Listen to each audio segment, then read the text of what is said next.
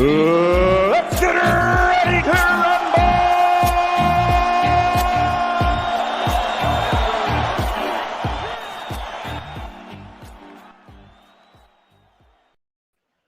Religion, science, and consciousness, evolution. That's evolution, not revolution. Seb Lopez, what made you want to speak about this? These are just themes that press on my mind a lot. They're tied up with my personal path and with my experience, having delved in science and increasingly over time, and having been exposed to religion, which it's impossible not to be exposed to in this world. It's so prominent, right? Absolutely. Yeah. And having had all that experience, did you come out on one side or the other? This is the old debate between religion versus science. I've got a little quote on the screen. Go on. Science proves some belief. Yeah, I like that quote very much. That's very much in keeping with what I believe. What do you like about it? Well, the fact that Buddhism is considered to be not so much a religion as a philosophy.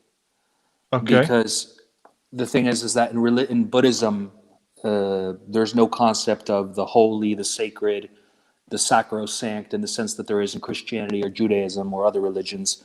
In Buddhism, everything is sacred, so nothing is sacred, so it's all one. It's all just one continuum. And in Buddhism, the universe is actually considered completely formless.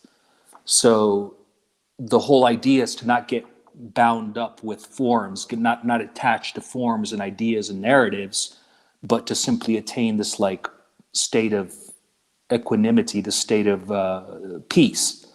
And so a lot of ideas in the tradition, other religions, like some of the more traditional religions that we're accustomed to, they have ideas that aren't scientific.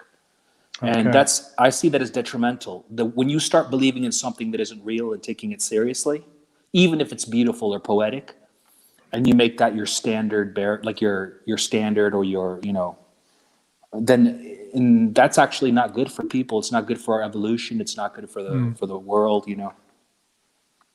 So Buddhism is what's known as a dharmic religion, as in the religions that came from India, the Indian subcontinent, and Hinduism, the umbrella term for the beliefs of the Indian subcontinent back then, and what branched off from Hinduism, namely Buddhism, and later you could say Sikhism. These are the dharmic religions. You could even include Jainism as an older form of Hinduism, to use that term.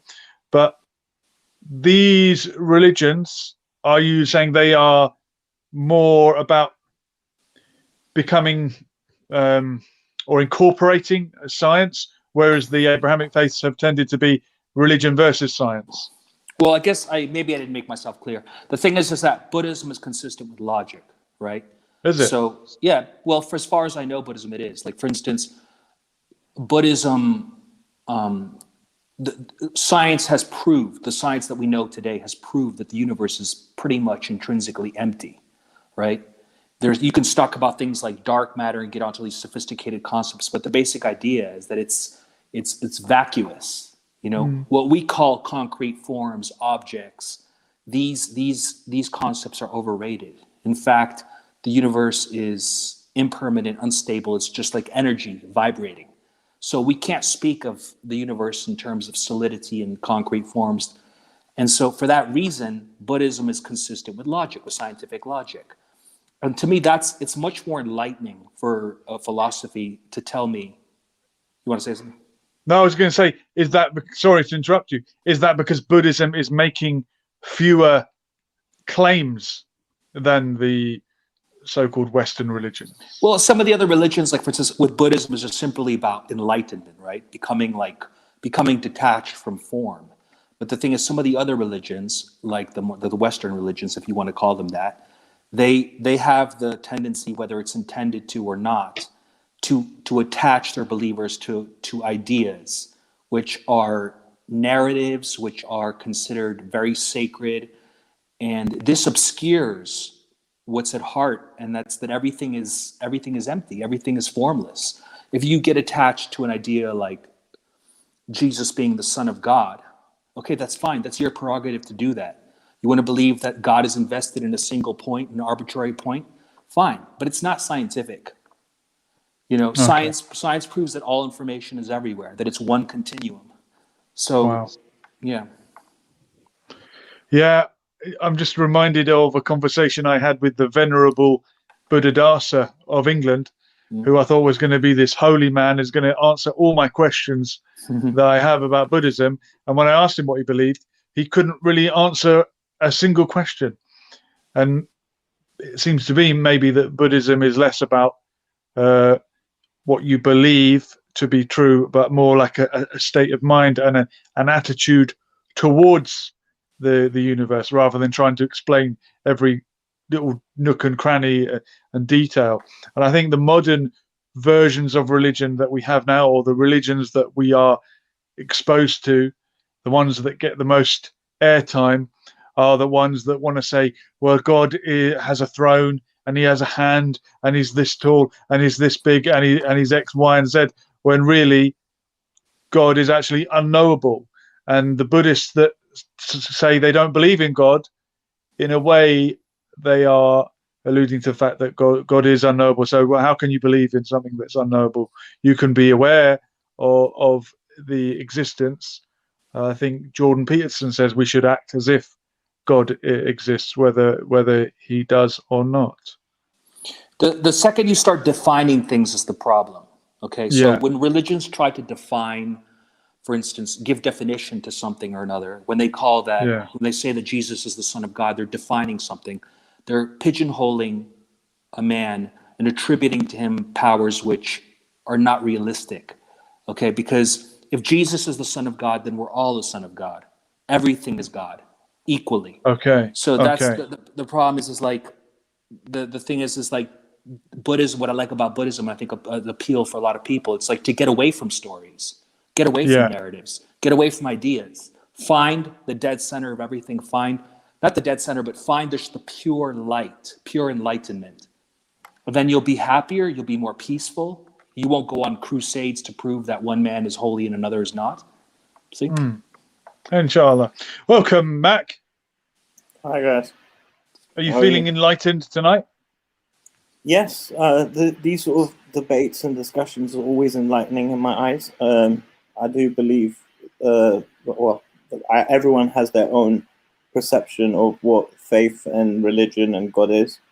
So, yeah, I mean, to some extent, I do.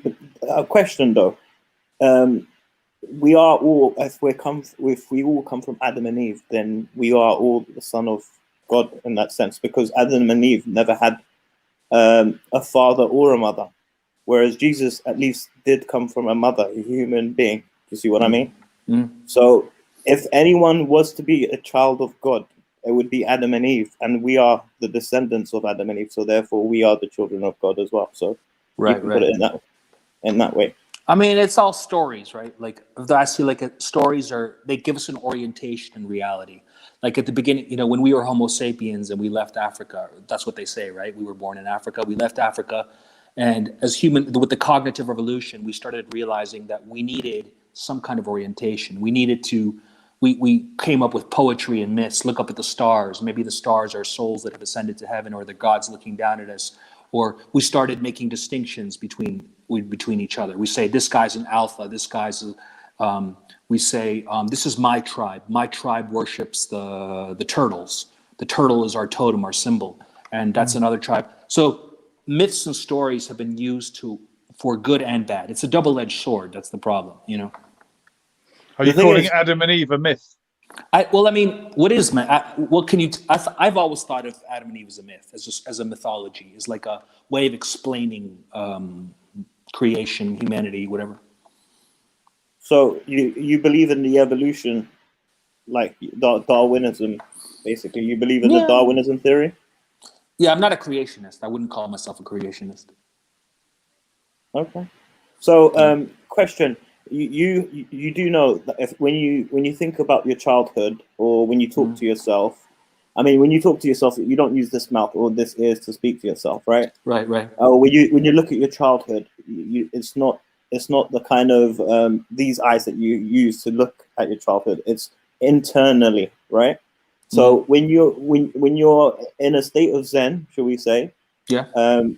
Yeah. That reality is a reality that would you agree that exists and would continue once you die on? Yeah, I can. I think that it's so. The thing with that state of mind, or you want to call it a condition, a state, a plane, whatever. It's I call non-local. it trance-like state. I call it because Edgar Casey did it. Edgar Casey would put himself in a trance-like state where he would obviously. This is what I'm saying. This is tapping into it's called the extrasensory perception, which I don't know if you're familiar or heard of. Or yeah. There, I mean, you got Russell Targ, who worked for the CIA, who again, he did remote viewing. Yeah, there's something called remote viewing where you can actually, again, this is tapping into, because when you wake up, you're actually coming into this 4D dimension, which is up, down, left, right, and time being the fourth. Right, right. Yeah. So in reality, when you do close your eyes, that's a different internal being. And again, I think I've heard other places they call the Gaia. We're all connected through the Gaia. Is that right? The guy in mind. The Gaia in mind. Right. Yeah. So yeah, I mean, what's the Gaia in mind? One of you lot. It's like the consciousness of the planet, like so. Earth, Mother Earth Nature. Mother Nature. Where are you getting that word from? Gaia is that Sanskrit? Greek. What is the ancient Greek? Okay, so the Greek philosophers were talking about this before Christianity, were they? Yeah, this is going way back. Great. Going back to the pagans, the pagan peoples, or the Greeks. Yeah. Aristotle, and it goes back to Aristotle and all, before Aristotle even. But yeah, the Plato, the great Greek thinkers, isn't it? Because they thought about these things as well before they had like what the technology that we got makes it different, because we can obviously prove things in a lab. But in their time, everything had to be, well, it's theorized. Everything was theorized. It was a theory, should we say? They laid the foundations for future science. They were the first people to talk about the atom, the soul, but they didn't have any instruments. So it was all philosophical, theoretical science. It was. And so, I mean, Buddha, when you talked about enlightenment, and even Buddha, there was no instruments for him to reach that enlightenment, was there? There was no microscopes. There was no technology in that sense. But again, he somehow was able to enlighten himself just sitting by a tree, apparently. And what I like about the definition of his name is it means awakened one. So, for instance, it's like the difference. I mean, if we're going to draw a distinction between Buddhism and Christianity, is that Buddha, the idea behind Buddha that Buddhists have is that Buddha was simply an ordinary man who became awakened. He was actually a prince. He was a prince living in a car. Like, as obviously he was even married, had children, but he realized there's more to life than this, which he decided to actually make his own journey and go out. And that's where he started seeing poverty, because he hadn't seen poverty before then. He was living like a royal king, or prince, should we say? Is that? Am I right? Am I right saying that? Yeah, he was sheltered. He probably had everything at his disposal: food, wine, whatever, soft, cushy pillows. But the thing is he wanted to get out of his bubble, and that's exactly what that's my philosophy. Is that like people can stay in their mental bubbles or their whole life. You know, like I know people. It's a vibration. It's a frequency. You see, people are vibrating at different levels. I believe so. People who are more tuned spiritually might be vibrating at a different frequency than people who are materialistic. So, should we say? Right. You see what I mean? So that's my opinion.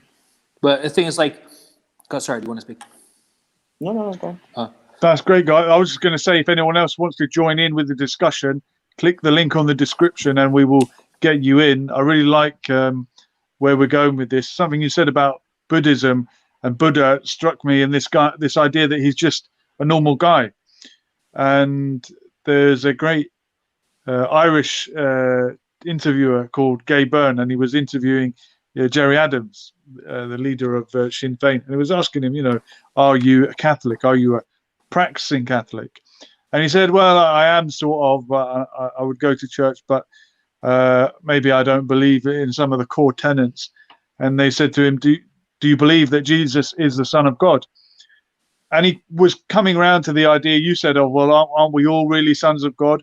And wouldn't the story be more amazing if it was just an ordinary guy that made that sacrifice, that lived that way?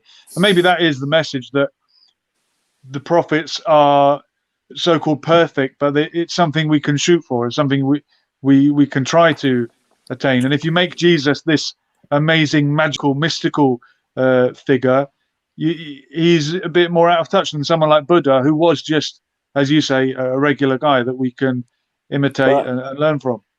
can I just say, I mean, Jesus being called the Holy Spirit of God, or supposedly supposed to be God sent, he wouldn't be. I mean, that's what he's there to do, is to show the mercy of God, really and truly. That's so every. I mean, I think some of the stories are parables. So because that's to dumb down the emphasis on what you're meant to learn from, because if they would, if he would just explain like the rules, it could get complicated or misinterpreted. But if you put them in parables, then people tend to understand them. You're kind of dumbing it down for the masses, if that makes sense. Well, there's something I think that if I don't buy into the concept of like messiahs or any kind of like superior being or perfect being or anything like that. I just think that like the underlying message of any spiritual teaching whatsoever, or any faith tradition or any teaching, can only be like if there's no such, in my opinion, there's no such thing as a holy man. So the only teaching of the only message of any of these teachings or teachers can be is that everything is God equally. That's the only thing that I'll accept at personal level. So can I just say, as a Zoroastrian, like, because my history goes to Zoroastrianism, and they believe this is their motto. Good. It starts with good thought. You have to have clean thought, clean speech, and clean act. So this is the basic principles of what God would be like, or should we say, the attributes of God or the traits of God.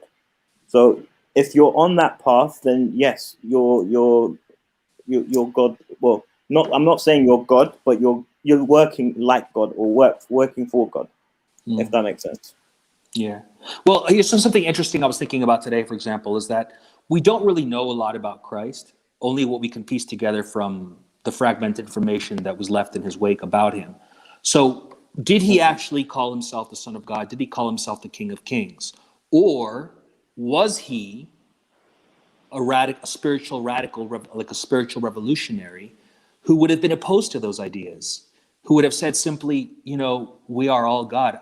Maybe I'm more aware of it than you are, but like his purpose was to trigger that consciousness in people around him. And maybe if Christ was alive today, if he was that kind of person, which is the only kind of teacher I'll accept, then he would see the Christians that are in congregations today, and he would say, hey man, leave them. Go discover the world for yourselves. Don't be insular. Don't think that the truth is that the truth is around one person or one figure, that being him. Like go lose yourselves in the world. And that's the only kind of teacher I accept. Like, And have you encountered any? I mean, you've mentioned Buddha. Are there any others that you admire? Well, I've had maybe like one. I've had several teachers in my life, 3 or 4 therapists, and I had one teacher, a guy. I'm not going to mention his name because I don't want to embarrass him. But the thing is, he was the closest thing I've met to to an enlightened man, and I loved him. And he's here tonight. Oh no, that's Omar X. Sorry. Yeah. No, go on, Seb. But that was his whole philosophy. He would say like, there is no lower, higher man. There is no man. God is no more invested in one man than the other. And the thing is, he would say that like, so what he was sharing, what he knew about me, was his way of helping me to discover the divinity in myself, the enlightened space in my own domain. And it wasn't like he was on a higher level or lower level, but he's an extremely brilliant guy. and he has a lot of knowledge about the body, the mind, psychology, and how to get out of the labyrinth of the ego. But yeah. Very good. We bring in Omar X, and I want to run a quote by you, gentlemen, as well. Maybe Omar, you can jump in on it. Organized religions in general, in my opinion, are dying forms. They were all very important when we didn't know why the sun moved, why weather changed, why hurricanes occurred, or volcanoes happened. Modern religion is the entrail of modern mythology. But there are people who interpret the Bible literally. And that's from Bruce Willis, that's Omar's favorite actor. So what do you make of that, Omar? Literalism. Before we Yeah, go on. get And if you want to pick that, up on anything Seb said already. yeah, Jesus could never have deemed everyone God, because he said, "Follow me, and you shall see God." That would be an odd thing to say if he thought everyone was God. And regarding someone being perfect, there had to be someone as perfect as someone can be. There's been trillions, gazillions of people, but someone had to be great. Someone had Can to I just be. say, I mean, it's not that impossible for us to understand that there is someone like better than us. I'm sure you'll admit that there's people out there better than you. But are there people better than that person? And can that list go on? And I don't see why it can't. Just because for us, it's difficult to imagine someone being perfect. But overall, why can't there be? I'm saying, I'd fine, we like to haven't seen. object here. Sorry, Omar.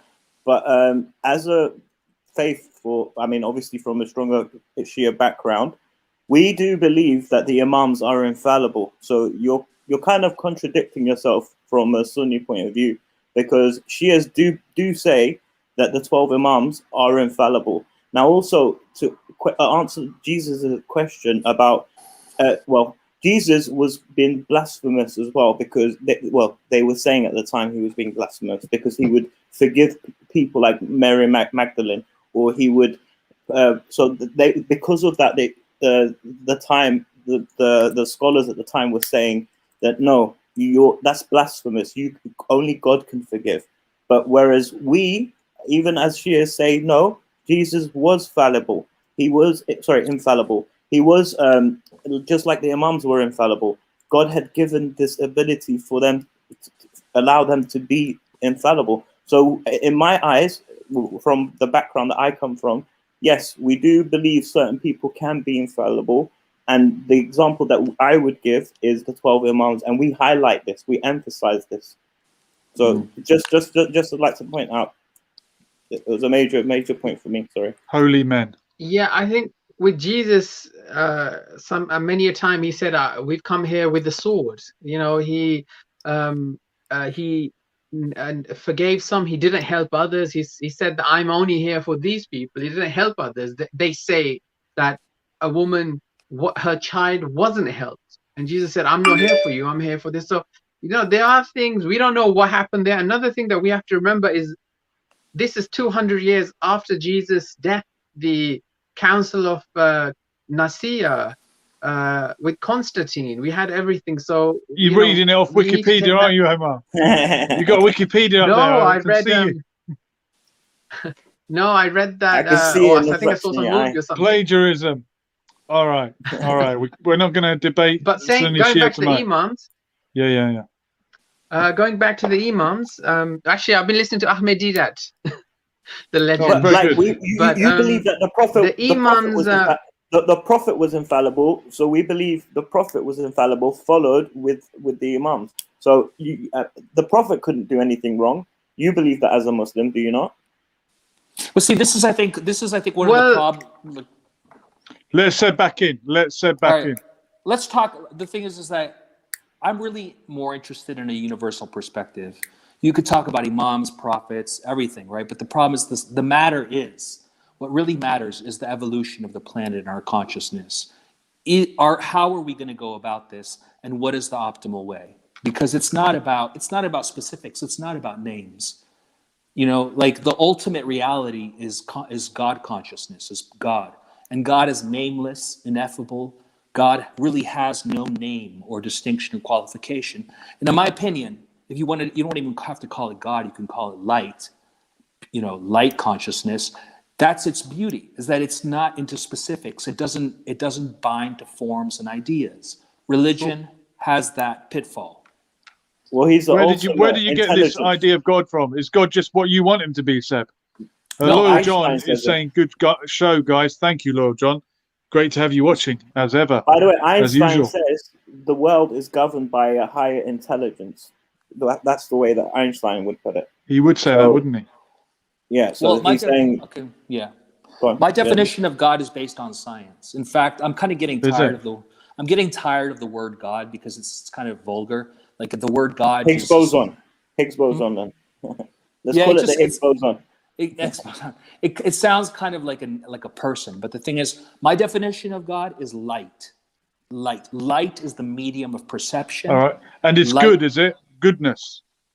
Well, is it moral? Is it morality? What is it? Yes, all morals are derived from the light. And how do you recognize them? What's moral in one country is not moral in another. Morals have changed over time. It's to be in the know, light to enlighten. Do morals change, or are they a constant? Morals the speed of change. light is not even constant, apparently. Yeah, it speeds up sometimes. I think that there's like, for instance, love or light. It has good and bad interpretations.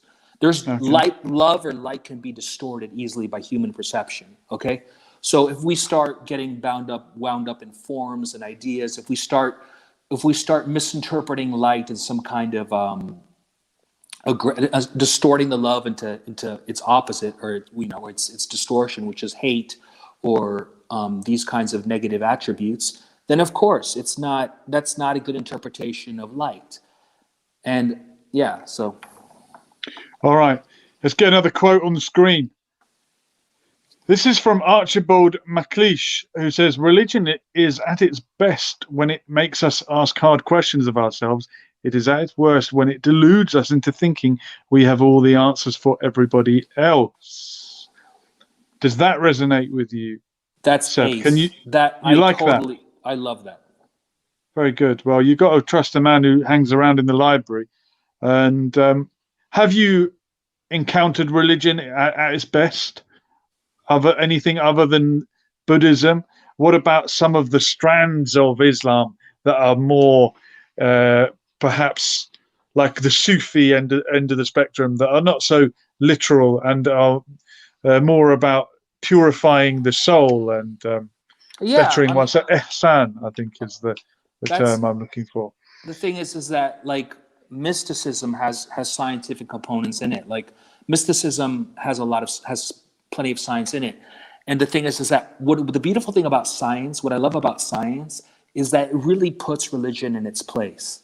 Religion, it puts it in a bigger context. When religious people start coming up with irrational ideas and becoming very emotionally driven, scientific logic will recontextualize everything, reframe all these ideas, which can be quite silly, and it'll basically it'll level them out, and it'll say, no, this, you could talk about any religious idea that's irrational, and science will.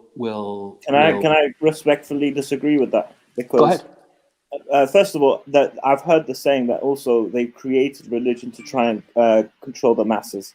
That's something that I've heard as well.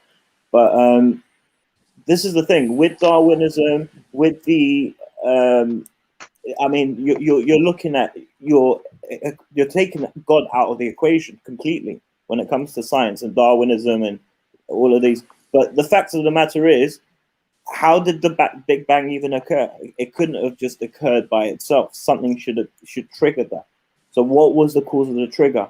And this is again a debate. But like when you mention God, it's like taking a fish out of its pond, or it will not comprehend where it is or what. Just like if we were to be taken out of this world, we probably wouldn't understand or even So just like we grab a fish, the fish wouldn't understand what human is. It wouldn't, because it only understands its pond world or whatever. So just like us, we only understand Earth. If we even tried to go out to space and see aliens, they could be so big, or it's just not in our perception. What I like about it's not realm. Science doesn't. What I like about science doesn't explain anything at the end of the day. There is no ontological system, no No philosophy whatsoever can explain really anything at the end of the day. It just, Well, but God it and asks, consciousness. The two yeah, things that it can't explain, consciousness no. and God. These two things it cannot prove. But the thing Like, is, yeah, um, science asks questions and it makes us question and it makes us probe and inquire. So that's its usefulness, because when you ask questions, and unfortunately a lot of religious people don't ask questions, they just presume that they have the answers. When you ask lots of questions, you're always on the tip of your toes, you're always on the ball, you're always curious, you're always updating your ideas. Yeah, religion is at its worst when it deludes us into thinking we have all the answers for everybody else. Omar, you got any answers for everybody else? Well, what I would like to say is, firstly, with to Mac, and then if I can come to Seb. Mac, you said that the imams are infallible. The issue I have here is we don't have that anywhere in the Quran. We don't have that anywhere at the time of the Prophet. There's no mention of some imams. So I'm finding I'm struggling to accept that. I mean, I respect that you said it, and I appreciate you Omar, did. we do the Sunni Shia rematch another night, okay? That's the Sunni Shia Seb, rematch. Don't drag your dirty laundry all across this show, all right? Unless that's the topic of the night, well, no, it's clean. It's which it clean. will be. I think the I was just laundry's been talking washed. about we believe in But Seb, infallible characters. I was Yeah, just yeah, saying, yeah. Order in court. Let's listen to Jimmy Carter, one of the great people that was previously president. Wasn't such a good president, but he was a great man after. The truth is that male religious leaders have had and still have an option to interpret holy teachings either to exalt or subjugate women. They have, for their own selfish ends, overwhelmingly chosen the latter. Their continuing choice provides the foundation or justification for much of the pervasive persecution and abuse of women throughout the world. Amen and a woman, as we said the other night. Seb, does it bother you that religion has been used to subjugate not only women, but some people used it to subjugate black people and many other groups Yeah, well, I mean, within I think just society? the problem with religion is that whether or not it comes from some infallible source, which is the argument that a lot of religions make about themselves, it passes through human beings. So it's it like, becomes a tribal thing. Like you yeah, said, it's a tribal thing. yeah, for me, religion, like anything else in this world, whether it's politics or religion or any platform, any medium whatsoever, because when it falls into human hands, because humans are imperfect, because humans distort everything, it can become used for any kind of controlling purpose, and that's the pitfall of that's unfortunately that's just part of human nature and something that we have to move beyond. We have to learn to not try to control other people, to not try to use in the most flagrant and the most shameless way, use spiritual ideals to control people and subjugate them and make them work for us. Do you know, a friend of mine gave me a book not too long ago. It was called Knowledge Management. And I think that's very important because you may have the knowledge, but people may not be ready for it at the time. And Right, it's right. it's important the way that you break it down and you provide them with the knowledge. But that helped me understand about it's good to have the knowledge, but also how to manage it is very, very crucial as well. That's so hard though. Like how? Like I mean, it's so like, for instance, how do you how do you teach people who tend to be very form bound, very concrete minded? How do you teach them that everything is empty and that all the ideas that we have, that we should actually purge our minds of all forms and ideas and get to the source, the source which is pure light? Religions try to do that, but in my opinion, they fail. They do the exact well, opposite. it's Seb, it's literally impossible to do that. Do you think the wife beater is now going to stop wife beating because his religion says, hey, wife beating is a bad thing? We in our culture have a problem of forced or arranged marriages. It's such a taboo subject that if we were to probably have this discussion on one of these radio shows, the channel will have 1 million complaints or something. So it's, I mean, even Muhammad said that the best of you is the one who raises their daughter with honor and dignity, and just beautiful statements like that. The best of you is the one who looks after an orphan. The best of you is There's the a one who lot of looks best after of his you then. mum. How can you be the Absolutely. best? He's right. How come it's listen, okay, which one of us has raised an orphan here? We haven't. Now, if Mac was to say, I went to the orphanage and I took a couple of kids and I raised them and they're 20 years old, is he not the best of us right now? I think it's an honorable and I magnanimous thing agree. to do. I agree. I agree. So when you Good go to an point. orphanage and you see all this, and you go to the priest, and you have all these issues, and you just feel so sad, and you just think to yourself, these people are using their faith. It's become cultural, and I agree with you, Seb, that it's all about the light. It's all about going past this, and just beautiful statements. The Prophet said, helping the poor. Just lovely statements. But people, if you were to ask a Muslim, what did Muhammad say about the Prophet say about orphans, or what did he say about forced marriages? They don't even want to talk about it. Forget doing it.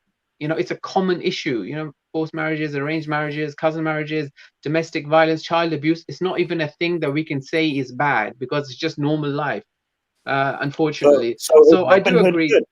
Can I just ask, was Robin Hood good because he used to steal from the rich and give to the poor? Does that make Robin Hood a good character?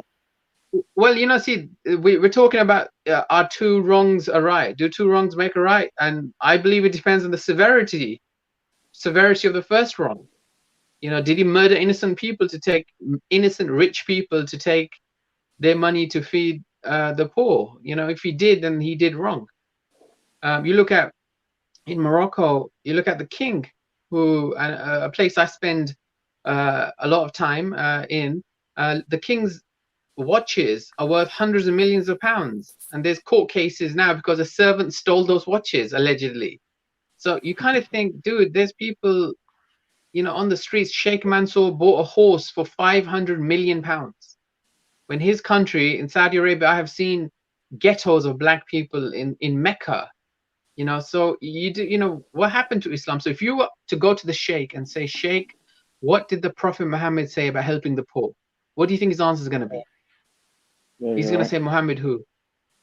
So you are right. We need to go back to the light, but at the same time, what we need to understand that there's a format, there's a way. So for us, it's Prophet Muhammad. We see him as the greatest human being that ever lived. And I say to those who say no, it's untrue, I say, okay, bring me somebody then. Someone must have been greater, or somebody is equivalent to that. And if you got someone, let's agree. Let's say, okay, fine. And they're probably going to be talking about the same sort of thing anyway. Yeah. All right. Yeah. There's one vote for religion. Someone who's against it. Sigmund Freud, religion, so pathetically absurd and infantile that it is humiliating and embarrassing to think that the majority of people will never rise above it. He definitely didn't like religion, and he was a science guy, wasn't he not? He was a Kind, Luciferian. sort of. He Yeah, had okay. a methodology, but no. I what's your name? You with the guy in the bottom left corner. Me? No, the other guy. Omar. Long Omar. hair is Omar. Omar. Omar. I was pleased to meet Do you. you mean the good-looking one? Yeah, I like you a lot. Johnny man. Omar. Both of you are I like all three of you, but Omar's got. I really like your vibration. You really got a good positive energy. But no, okay. The thing is, I think we have to ask ourselves, for example, like in this new age that we're living in, what is going to be the way forward? Because we've tried different tools and tried different things, and like what is the new consciousness evolution? How, now that the world is different, that everything is with globalization, and like what is going to be? Are we going to have a new myth? Are we going to what is going to be the way forward? That's something that I think about sometimes. Like, what is the future? How are we going to get to it? I think Sigmund Freud wants us to rise above it. But what do you think, Omar? So I think the future is Islam. Islam is the future. And I was just, before I got on, I was talking to someone from Bermuda, and the new news is Conor Murphy has accepted Islam, and all these YouTubers that are traveling around, you may have noticed, very recently, for some reason, they started to come to Islam. I think Islam is going to have a rise. And once we can eliminate the extreme element that we have, I think Islam, once it's shown in its true light, the light that Malcolm X. Now, Malcolm X was the #1 racist in America. #1 racist. He hated white people. He said, when you see a white person, even if you see a good white person, kill that white person before he comes back. Now, for this man to go to Hajj, and he preached death and destruction to white people, for him to go to Hajj and return and say, ignore everything I said, we can live in brotherhood, white or black, we are the same. We judge people by the character, not by the color. So if that man can see something in Islam, the #1 racist, I think that we all can in time see something in Islam. And I think Islam has the answers. Islam But does have Sunni answers. Islam, I right? see them. I'm Sunni, sorry? not Shia. I'm Okay, joking. let me ask you a Sorry. question. Why not Christianity, for Yes. example? Why Yeah, Islam why but not not Christianity? Shia Islam or Christianity? Or Buddhism? Well, or, I'll you know. respond to Different that. religions. Or Like Shia. Zoroastrian. Well, I'll respond Or to that. Zoroastrian. Because Jesus, what Jesus said was, I am here for this time now. Someone will come after me. Who was he talking about? You know, he was there for a specific reason. He meant the And Holy Spirit. even now, Imam Ali. yes, and where is the Holy Spirit? Imam And who is the Holy Spirit? But either way, look, if Jesus came along right now and we said, hello, Jesus, you're the leader of Christianity, he's going to say, what's this? You know, who's Christianity? What are you talking about? You know, so we have a kind of different understanding, but that doesn't mean that it's different to the good Christian people. The good Christian people, for me, are Muslims, and Muslims are good Christians. Louis Farrakhan, who is my leader, my teacher, my guide, he said, I'm a Muslim, but I am also a Christian. I'm a Christian too. So it's difficult to really divide the two. For me, if you're a good person and you want justice for all humanity, and I believe that's exactly what Muhammad, the Prophet of Islam, would have wanted, then for me, a Muslim, meaning you submit your will to goodness. For me, in that sense, you're a Muslim, and we are all Muslims because we want good for others. That's all. You sound like Baha'u'llah. Never heard of him, but if he's good, I'll take it. Baha'i faith, bro. The Baha'i. I don't know, like this. Okay, I think that you have a lot of good intentions and a lot of good energy, but do you think that maybe a lot of people in the world would be reluctant to go the way of religion, or the way of Islam, or any religion? Sir, we are, and everyone ignores this, but we are the fastest growing religion in the world, in every single country. Your country, every country, South America, go where you want. We are winning. We are converting people. Now, that doesn't mean that that's necessarily a great thing, because I don't want to see the whole world a Muslim or Muslim kind of affiliation. That's not my main wish. My main wish is to see goodness. I want to see good reality, good, real, realistic people that do good, that live by what Muhammad said. And what did Muhammad say? The Prophet said nothing but good. He said that just so many beautiful statements, that, you know, the best of you is the one who helps the poor. How many of us, how do we really help the poor? You go to some of these places and you see people eating out of a rubbish bin. But Omar, you're getting the good out of it because you're a good person, and you will get something good. You're looking for the good. Won't the evil-minded person sift through the hadith and the books to find the bit that will justify what they want to say? That is, go and kill the unbeliever wherever you find them, or whatever it is. You're interpreting it in a good way because you were already a good person. Sir, any idiot, and I know this phrase is sent all around, but anyone who opens up the Quran for 1 second, they can really understand that phrase, kill the infidels where you find them. That was distinctively for those people who had killed innocent babies, who had broken a treaty, who were murdered. It doesn't say go kill any person anywhere in the world. If that's the case, then we should be out killing. There's 2 billion of us. What are we doing sitting around? 2 billion of us. We should be out. And how are the other 4 billion trying to clarify something? But I know what you're going to say. We get it. I think Mac wanted to bring up a point. Yeah, it was about basically, now Imam Ali, you said, wasn't infallible, where in the Quran it said, there is an ayah where Imam Ali, in the middle of his prayer, gave his ring to a poor. I don't know if you know about that ayah in particular. Are you familiar with it? I can't say No, I can't say I am familiar with it, but what I am familiar with is friendship between the four kind of almost founders of Islam. I think we've lost Okay, so our Ali host here. says, Ali says, if you and I are not brothers in religion, then we are brothers in humanity. The second quote he Absolutely always says, beautiful. yeah, and the second Beautiful. quote I always say is, be the flower that gives fragrance to the hand that destroys it. So even though you pick up Well, a flower and you're destroying it, be that flower that's giving positive back to the hand that's killing you. You see what I'm saying? This is yeah. what he says to be. Well, The thing is, in a what way, I do agree with what you've said, and I think we've lost our host. But Seb, can you tell us from what you've heard, what is it that you think that you can relate to? Is there something that's been said today that you can say, hey, hold on, this makes sense, or nothing makes sense to you? Omar, I like your energy. I like that you have a good, clean energy. You have a lot of positive energy. There's something like attractive about your energy. On the other You're too hand, kind. I don't see that. To me, the problem with religion is that I don't see it as universal. As even though it may have pretensions towards being universal and have universal intentions, it's not, because it's like I could never be happy living within the confines of a religious community, or it's kind of Sir, in what? sir, what we're saying, look, Muhammad, the Prophet of Islam, now keep in mind, this is 1500 years ago. His best friend was an ex-slave. Muhammad said, when you go into heaven, he said, Bilal, when you were in heaven, I could hear your footsteps in a dream. You were in heaven before me. I'm saying this is 1500 years before. Think about it. Let's think. He's raising a black man. A black man 1500 years ago who was an ex-slave.